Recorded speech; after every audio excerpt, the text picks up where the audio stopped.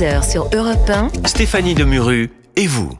C'est la France qu'ils attaquaient, cette affirmation inquiétante du maire d'Aurillac, maire PS, Pierre Matonnier. Aurillac, ville paisible du Cantal, le théâtre d'émeutes et de destruction lors d'un simple festival de théâtre de rue. On évoquera aussi ce contrôle de police qui dégénère dans le 17e arrondissement avec un OQTF, parce que dans les deux situations, le dénominateur commun, c'est qu'à chaque fois, les policiers sont pris pour cible. On en parlera avec Axel Ronde, porte-parole du syndicat CFTC Police, qui est mon invité, ainsi que Bruno Bartocchetti, secrétaire national délégué de la zone sud du syndicat Unité Police. Mais avant cela, je voulais qu'on revienne justement sur ces événements à Aurillac, destruction, jusqu'à 300 personnes qui auraient détérioré les rues de la ville. Reportage pour Europe 1 de Margot Bongrand. Des vitrines brisées et taguées, les commerçants ont subi de plein fouet les violences. Christophe tient un café sur la place du centre-ville. Chaque année, il y a quelque chose, donc au bout d'un moment, ça fait 30 ans que c'est comme ça, mais là, ça devient du n'importe quoi. Les forces de l'ordre déplorent une violence qui a franchi un nouveau cap cette année avec 300 personnes, dont 60 cagoulées présentes lors des affrontements.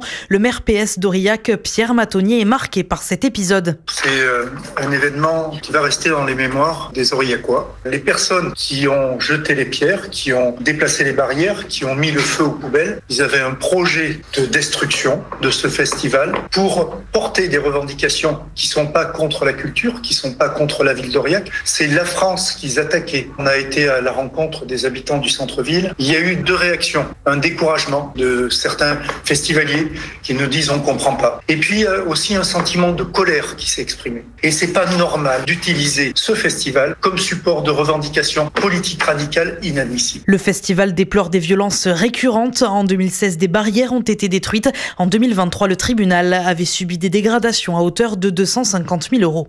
Et nous sommes avec Bruno Bartocchetti, secrétaire national délégué de la zone sud du syndicat Unité Police, qui se trouve justement dans la zone d'Aurillac. Bonjour Bruno Bartocchetti.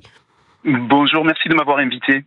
Je vous en prie, bienvenue sur l'antenne d'Europe 1. La police également prise pour cible. Tout d'abord, première question, comment vont vos hommes ? Écoutez, j'ai des retours où de nombreux collègues, comme vous le savez, ont été hospitalisés, des blessures plus ou moins légères, j'insiste bien, plus ou moins légères, mais qui auraient pu être beaucoup plus lourdes qu'on peut l'imaginer. Quand on a des individus qui attaquent des policiers avec des armes par destination, ils viennent pour blesser, voire plus. Et c'est ce qui est à retenir. Donc, évidemment, mes collègues vont vers mieux. Mais vous savez, souvent, je répète que, au-delà des blessures de mes collègues, je pense aux familles de ces policiers, de mes collègues, qui appréhendent chaque jour les interventions de leur mari ou de leur père de famille. C'est quelque chose de très difficile aujourd'hui dans nos rangs. Alors, Bruno Bartocchetti, on va tenter d'essayer de comprendre ce qui s'est passé à Aurillac. On rappelle que, à l'origine, c'est un festival de théâtre de rue qui a donc viré à l'affrontement entre des casseurs qui sont pour l'instant pas identifiés, on en parlera, et puis vous, les forces de l'ordre, c'est bien ça ? Alors, d'abord, quand on vient, nous, CRS ou policiers, pour sécuriser des festivals, ça veut dire que déjà, il y a un problème à la base. Ça veut dire que ce n'est pas la première fois qu'on a des débordements, et vous avez, comme vous l'avez précisé, des casseurs. Alors, ce sont pas toujours les mêmes, mais en fait, on arrive à les identifier, mais il y en a d'autres qui arrivent les années suivantes pour casser. Et tout ça, c'est de la préméditation. Parce que, vous savez, j'entends à l'antenne, et c'est très juste, que c'est un contrôle de police qui a dégénéré. Non. Quand ils viennent avec des cagoules, avec des barres de fer, avec des boules de pétanque, c'est pas le contrôle qui dégénère. Ça laisse peu de doute à l'intention, ça, c'est certain. Exactement. Et voilà ce qui se passe. Alors aujourd'hui, on est obligé de sécuriser finalement des festivals, mais nous-mêmes, nous sommes en insécurité. Oui. On en a la preuve avec ce nombre de blessés assez important. Bruno Bartocchetti, vous disiez ce ne sont pas les mêmes casseurs, parce qu'il faut préciser que ce festival, c'est pas la première fois qu'il est ciblé. Alors, c'est pas la première fois qu'il est ciblé. Moi, je parle de manière générale également. Je pense à ces casseurs qui se sont exprimés avec violence à Aurillac, mais vous l'avez partout en France. Vous avez des black blocs ou des casseurs qui s'expriment, qui après, certains sont identifiés et interpellés, d'autres pas. Et puis vous en avez des plus jeunes qui arrivent derrière, qui ont cette volonté, c'est de toucher. Je reprends aussi ce que j'ai entendu. La France, oui, on touche la France, mais il y a des hommes qui représentent la France, des hommes et des femmes derrière des tenues de policiers qui sont père et mère de famille, et là on touche l'humain, et c'est catastrophique de voir jusqu'où ça peut aller, cette violence à l'endroit des policiers qui font leur boulot tout simplement. Bruno Bartocchetti, je vous propose d'écouter le maire PS d'Aurillac. Il a tenté justement de dialoguer avec l'un des fauteurs de troubles. Écoutez la réponse. Quand les événements sont produits, j'ai essayé de discuter, bien évidemment, avec c'est tellement aberrant, atterrant que j'étais choqué. J'ai essayé de discuter avec quelques-uns, des cagoulés. J'en ai un, je lui ai demandé, je lui ai dit, est-ce que tu es conscient que cette manifestation qui t'accueille, cette ville qui t'accueille, ces habitants qui t'accueillent, tu es en train de détruire leur cadre de vie? Tu es en train de détruire le festival. Il m'a répondu, le festival, j'en ai rien à foutre, la ville, j'en ai rien à foutre, je veux casser la France. Bon, alors à partir de là... Ouais, le maire d'Aurillac, invité d'Europe 1 ce matin de Thomas Schnell. On est aussi avec Axel Ronde, porte-parole du syndicat CFTC Police. Bonjour Axel Ronde, merci d'être avec nous. Ça vous évoque quoi quand vous entendez ce casseur dire tout simplement « Non, mais moi, je voulais tout simplement casser la France ». Mais c'est complètement ça. Et d'ailleurs, mes collègues sont tombés dans un guet-apens. C'est comme ça qu'on doit l'appeler. Mes collègues faisaient leur travail du quotidien. Et ils ont été pris à partie par, au départ, une vingtaine d'individus, 50, 100, jusqu'à 300 personnes qui sont venues. 300 casseurs. Ils n'étaient là que beaucoup, dans ce but uniquement. Combien de CRS en face ? Mais écoutez, on est plusieurs compagnies, mais en tous les cas, c'est pas beaucoup, c'est jamais assez, puisque de toute façon, ils ont la capacité maintenant à faire venir du monde énormément, encore plus que nous. Même si on est une cinquantaine, une centaine en face de nous, ils sont toujours plus nombreux. Ils venaient uniquement dans le but de casser la France, mais ça, c'est aussi un avertissement pour le 10 septembre, parce que ce 10 septembre qui va arriver, ça va pas être une revendication populaire, ça va être une revendication des casseurs, des troubles-fêtes. Ils le veulent finalement leur anarchie, parce que c'est ça, quand vous discutez avec ces personnes, c'est l'anarchie qui les anime. Ils veulent casser l'autorité de la France, ils veulent détruire la France pour finalement leur agenda personnel. Donc on va être, nous, policiers, très attentifs. On est très attentifs sur toutes ces festivités qu'il y a, et ces festivals où on est pris souvent à partie. Même dans des férias, des collègues CRS avaient été blessés, dont un avait reçu un coup dans la nuque par derrière. Donc, vous voyez, on est vraiment dans une profession actuellement, les policiers, où on est une cible permanente. Je rappelle qu'il y a... ce manifestant, enfin ce casseur, s'en cache pas. Il est là pour casser la France. Donc vous, par définition, vous représentez bien évidemment, la c'est République. une priorité d'ailleurs sur nous. Ça ne fait pas l'ombre d'un doute. Je vous propose d'ailleurs, dans la continuité, Axel Ronde, de ce que vous nous dites, qu'il faut désormais s'inquiéter à chaque événement, et notamment le 10 septembre. Je vous propose d'écouter Thomas Ménager, député RN du Loiret. Il était l'invité de la matinale ce matin d'Europe 1. Malheureusement, il va falloir encadrer tous ces événements, et c'est un problème notamment en ruralité. Moi, je le vois dans le Loiret pour les maires. C'est-à-dire que maintenant, il y a une crainte d'organiser des foires, des fêtes populaires, parce que derrière, avec des moyens et des effectifs qui sont insuffisants, c'est très difficile. Donc, soit on sera dans une société où chacun restera chez soi, où il n'y aura plus la vie, ce qui fait notre ruralité, la France, soit il faudra mettre les moyens nécessaires. Aujourd'hui, on ne les a pas. Il faut surtout qu'il y ait un discours de fermeté pour que toutes ces personnes aient en tête que si elles viennent mettre le bazar et empêcher les Français de vivre paisiblement, elles finiront en prison et elles seront sanctionnées durement. Bruno Bartocchetti, on vient d'entendre Thomas Ménager, l'invité d'Europe 1 ce matin. La fermeté, certes, on sent que Bruno Retailleau est d'ailleurs extrêmement engagé sur le sujet et vous soutient évidemment sans ambiguïté. Vous, policiers, il n'empêche, sauf erreur de ma part, il n'y a eu aucune interpellation pour le moment, donc on ne sait même pas qui sont ces casseurs. Voilà, le gros problème, c'est que, évidemment, la première chose qui était à faire, c'était de se protéger et, bien sûr, et de sécuriser nos collègues blessés lors de ce rassemblement. Ces casseurs, quand ils vont être interpellés, ils vont être présentés devant la justice. il y a des lois aujourd'hui. Et on entend parler de lois en permanence et on se retranche sur des lois qui seront de plus en plus fermes. Mais on a assez de textes aujourd'hui législatifs pour sanctionner sévèrement. Et c'est la seule solution. On le sait, il n'y a pas de discussion à avoir avec des dégénérés. Je reste très poli parce que je suis à l'antenne. On peut pas avec des dégénérés discuter. Ils ne peuvent comprendre malheureusement qu'à travers la sanction. Et oui, mais vous vous souvenez de l'issue du match de la Ligue des Champions. Hein. Il y avait pas eu tant que ça Alors il y a eu des interpellations, mais il n'y a pas eu de sanctions derrière. Pour la plupart, c'était des mineurs. C'est toujours la même histoire. C'est toujours le même problème. Et parallèlement, et je voudrais souligner également le courage de mes collègues qui auraient pu, dans un cadre de légitime défense, faire usage de leurs armes. Ils ne l'ont pas fait. Parce qu'en face, ils sont déterminés moi je vous dis pas pour casser la France, je vous dis pour tuer des hommes et des femmes qui représentent l'État à travers notre fonction de policier ou de gendarme.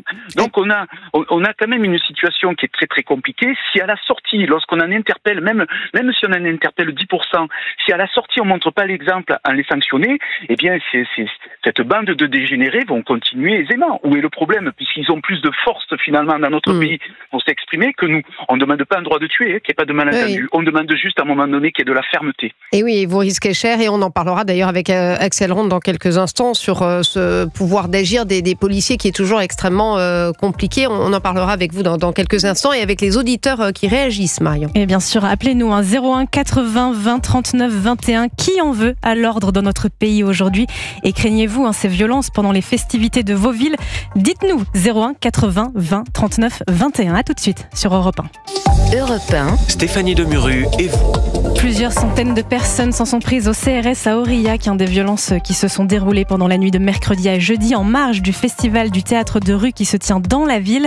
Et pour en parler, Stéphanie Demuru, vous êtes avec Axel Ronde, porte-parole du syndicat CFTC Police, et Bruno Bartoccelli, secrétaire national délégué de la zone sud du syndicat Unité Police. Et Bruno Bartoccelli qu'on va libérer dans quelques instants, mais avant cela, Bruno Bartoccelli, restez avec nous parce qu'on va prendre une auditrice, qui est dans votre secteur du côté, je crois, de Marseille. Bonjour Isabelle. Bonjour à toute l'équipe d'Europe 1. Soyez la bienvenue sur notre antenne. Vous vouliez réagir après ces violences qui se sont produites donc dans la ville du Cantal d'Aurillac, et puis la police systématiquement prise pour cible. Ça vous inspire quoi, Isabelle ? Eh bien, je vois que tout le monde déplore ces événements, mais on remarque, on constate que ça va en grandissant. Et si on ne prend pas de réelles mesures très fortes et très vite, eh bien, je pense que ça ne fera que se développer à un point qu'après on ne pourra plus agir. Et j'en veux terriblement à Emmanuel Macron qui lui déploie son énergie à l'international et a complètement abandonné la France. Et en fait, c'est plus avec des mesurettes. Hein. On sauve pas le Titanic avec des rustines. Bruno Retailleau fait ce qu'il peut, mais chaque fois il est entravé. On lui donne pas les moyens nécessaires. Et moi, j'habite Marseille. Je vois de la même façon que sur le territoire national où la violence se développe de plus en plus, sur Marseille, vous constatez vous-même complètement. Au quotidien. Totalement. Je suis marseillaise, j'y suis née, j'ai la petite soixantaine, et il n'y a pas de commune mesure entre le Marseille d'il y a 30 ans, 40 ans et aujourd'hui. Qu'est-ce qui a changé ? Ce qui a changé, c'est qu'on ne vit plus normalement. On est tout le temps, on a toujours en tête l'idée qu'il pourrait nous arriver quelque chose à tout moment, n'importe où. La violence sur Marseille, elle ne se cantonne plus sur les quartiers, les cités, les endroits où il y a du narcotrafic. Maintenant, elle s'est répandue sur tout le territoire marseillais et la commune. Vous avez peur au quotidien, Isabelle ? Alors, je vais vous dire. Ça devient une espèce de peur qui est devenue un nouveau mode de vie. Oui. On est obligé de prendre des précautions. Ce n'est plus, on sort plus à partir d'une certaine heure ou dans certains quartiers. C'est n'importe quand. Moi, j'ai changé ma façon de m'habiller. Je n'ai plus de sac à main. Je ne tiens plus rien en bout de main. On est obligé de mettre des bandoulières. Vous avez vu le développement des sacs bananes ? C'est parce que les gens, maintenant, ont besoin de sécuriser leur porte-monnaie, leur carte bleue, leurs documents. Les sacs bananes, on en voit maintenant partout. C'est pas seulement une mode, un accessoire quelconque. C'est un signe. Et puis, on est obligé de faire attention parce que moi, j'habite un quartier qui est extrêmement résidentiel, qui était réputé pour être calme, qui est le 12e arrondissement, et ça a été le théâtre, il y a 2 ans, d'une violence inouïe. Ma mère, qui avait 92 ans, s'est faite agresser en pleine journée, et ça a été par 2 individus qui ont fait éruption. Ça s'appelle un homejacking. Oui. Et je peux vous dire, ça a été d'une violence de 90 ans qui a subi un homejacking. 92 ans, a subi un homejacking par 2 individus qui ont fait intrusion dans la maison. Donc il y a violation de domicile, il y a violence physique, il y a vol. Et donc elle a été extrêmement violentée, ce qui par la suite l'a obligée après à subir plusieurs séjours à l'hôpital, interventions et un séjour en maison de repos, et elle ne s'en est jamais remise à cet âge-là. Bruno Bartocchetti, quand vous entendez notre auditrice Isabelle, c'est un terrible aveu d'impuissance des autorités d'entendre ça. Alors on va nous dire que voilà, on a tendance à parler des faits divers, que c'est la droite, voire l'extrême droite qui s'empare de ces sujets, mais enfin on entend Isabelle qui est une auditrice qui habite depuis des années à Marseille et qui ne vit plus normalement au quotidien, clairement, Bruno Bartocchetti. Absolument, en sachant que Marseille est très très étendue. C'est un ensemble de villages qui ont construit Marseille. C'est quand même la plus grande ville de France après Paris. C'est 2,5 fois Paris en superficie. Et lorsque Isabelle, je reprends son prénom, donc parle de sa maman, je crois de mémoire que c'est l'affaire de le homejacking qui concerne sa maman. Je crois que c'était dans le 9e arrondissement. Il y a peut-être un mois et demi ou 2. Je crois qu'elle parlait du 2e, si je ne me trompe pas, Isabelle. Le 12e arrondissement, qui est un arrondissement bourgeois, qui était réputé pour être calme autrefois, mais qui ne l'est plus du tout. Le 12. Alors, le 12. Ben, voyez-vous, il y a une autre dame âgée, à peu près de l'âge de sa maman, qui a été victime également de homejacking. Donc, c'est quelque chose qui est très récurrent à Marseille. Marseille est une ville où il fait bon vivre, si on regarde Marseille avec son histoire. Mais aujourd'hui, c'est très compliqué, comme l'a souligné votre auditrice, dans tous les arrondissements de Marseille. C'est une ville aujourd'hui anxiogène où on vit avec la peur, effectivement, avec l'insécurité. Pourtant, vous le savez, j'ai pas besoin de le... Il n'y a pas qu'à Marseille, malheureusement. Il n'y a pas qu'à Marseille. Sauf que Marseille, en termes d'effectifs, s'il n'y a pas qu'à Marseille, vous faites bien de le souligner, mais en termes d'effectifs, on doit couvrir une superficie qui est énorme. Marseille, c'est 5 fois Lyon en matière de superficie. Donc on ne peut pas quadriller Marseille comme on devrait le faire, comme on pourrait le faire. Et malheureusement, c'est vrai que c'est un manque de moyens que vous nous décrivez. Alors, manque totalement de moyens, ça c'est un fait. Et puis après, bien sûr, on sait, lorsqu'on interpelle, est-ce que la sanction est dissuasive? Non, ça ne l'est pas. Mais on manque beaucoup de moyens pour travailler. On doit être présent sur tous les sujets, à juste titre, les rodéos, les stupes, les violences intrafamiliales, les accidents de la route, parce qu'on est là aussi, on répond aux appels 17. On ne peut pas être partout. C'est catastrophique aujourd'hui de travailler dans ces conditions à Marseille, je peux vous le souligner. On vous libère, Bruno Bartocchetti, secrétaire national délégué de la zone sud du syndicat Unité Police. Merci d'avoir été avec nous sur l'antenne d'Europe 1. On poursuit nos conversations avec vous, Axel Ronde, porte-parole du syndicat CFTC Police, parce qu'il y a eu aussi ce contrôle de police qui a dégénéré dans le 17e arrondissement de Paris. On en parlera dans quelques instants avec vous. Europe 1, Stéphanie Demuru et vous. Des violences ont éclaté à Aurillac dans la nuit de mercredi à jeudi, au premier jour du festival du théâtre de rue. Plusieurs centaines de personnes s'en sont prises au CRS, faisant 8 blessés parmi les forces de l'ordre. Alors c'est une affaire qui vous fait réagir bien sûr au standard d'Europe 1. Et pour en parler, Stéphanie Demuru, vous êtes avec Axel Ronde, porte-parole du syndicat CFTC Police. Oui, on parlait de ces violences à Aurillac, jusqu'à 8 policiers blessés, plus ou moins grièvement, nous le disait à l'instant Bruno Bartocchetti. Et puis il y a aussi cet événement dans le 17e arrondissement, 4 agents de la BAC en filature derrière 2 individus qu'ils soupçonnaient d'avoir commis des vols avec dégradation sur des véhicules. Eh bien, ils ont été pris à partie. 3 policiers donc ont été blessés, manifestement des hommes dont l'un ferait l'objet d'une OQTF, une obligation de quitter le territoire. Tout d'abord, première question, Axel Ronde, est-ce que vous en savez plus sur ce contrôle qui a mal tourné ? Alors c'est une intervention suite à des vols à la roulotte, comme ça s'appelle, sur des véhicules. Donc mes collègues ont souhaité faire la interpellation de ces individus, et tout de suite ces individus avaient sur eux une arme blanche, oui. Et à porter des coups. On rappelle que c'est interdit de porter une arme sur la voie publique. Bien si évidemment, vous le faites, et encore plus utiliser en plus contre des fonctionnaires de police. Oui. Donc c'est des circonstances aggravantes.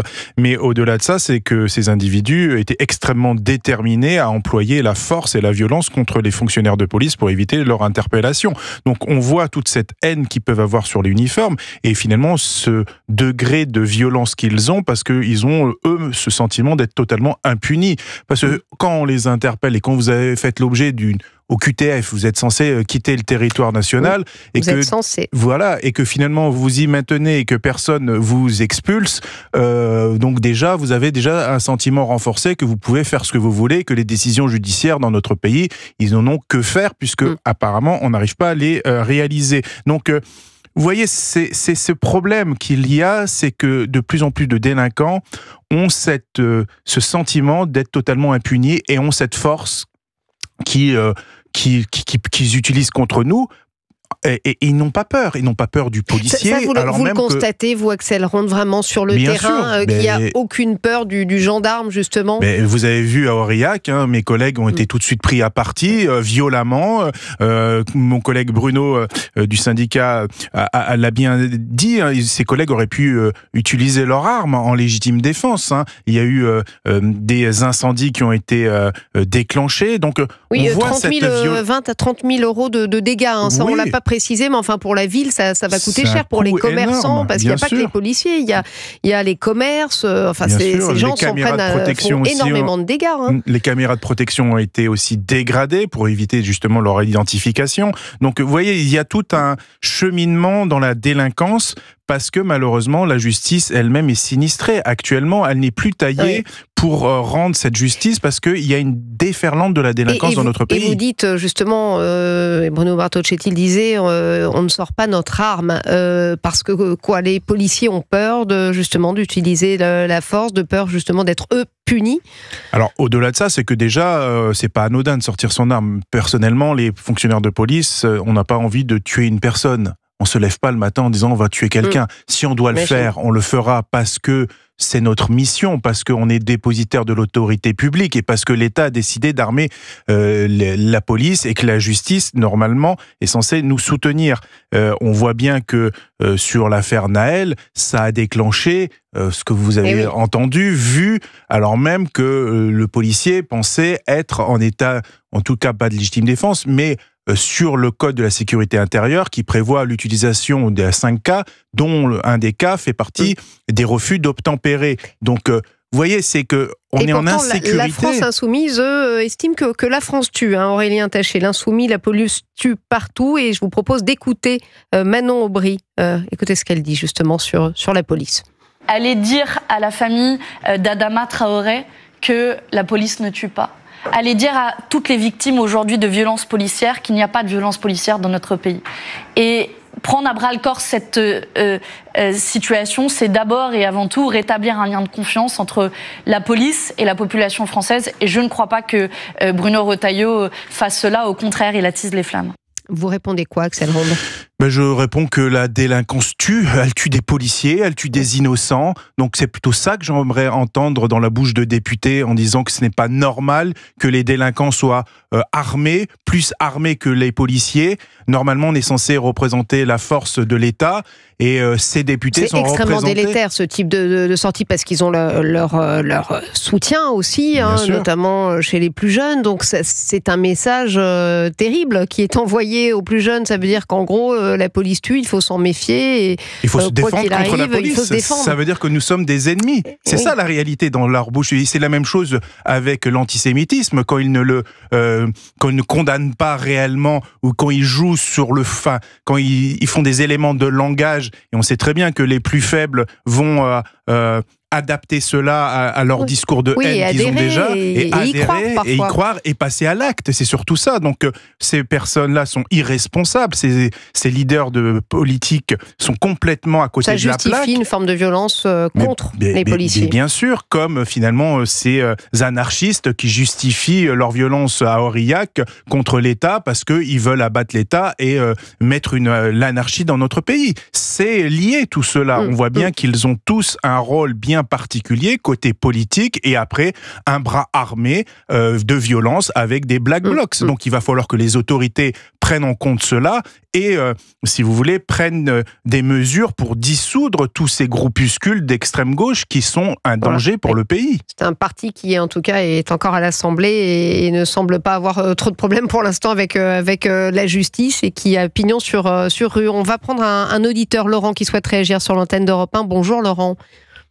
Oui, bonjour. Bonjour, vous nous appelez d'où ? De Marseille aussi. Marseille. Vous vouliez intervenir dans le débat quand vous entendez des élus de la République dire la police tue, elle tue partout, ça vous inspire quoi ?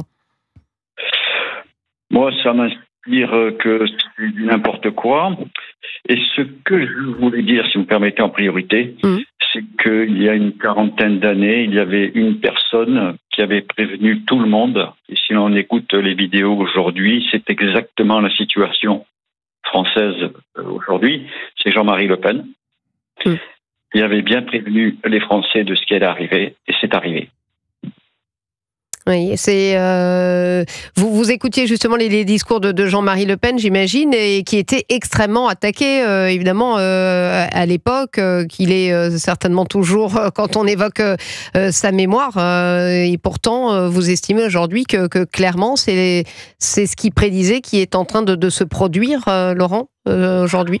Ah ben oui, la preuve en est, c'est que si l'on écoute les vidéos sur YouTube, par exemple, de ce qu'il disait, c'est exactement la situation d'aujourd'hui. Après, bon, les gens ont peur des mots, ils préfèrent les mots aux actes. C'est vrai que Jean-Marie, c'était le grand nazi, c'était le grand dictateur.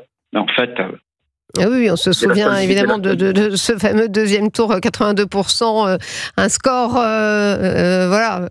République bananière, si j'ose dire, mais 82% pour Jacques Chirac, des manifestations monstres contre le diable Le Pen. C'est certain qu'il était extrêmement diabolisé, Jean-Marie Le Pen. Hein.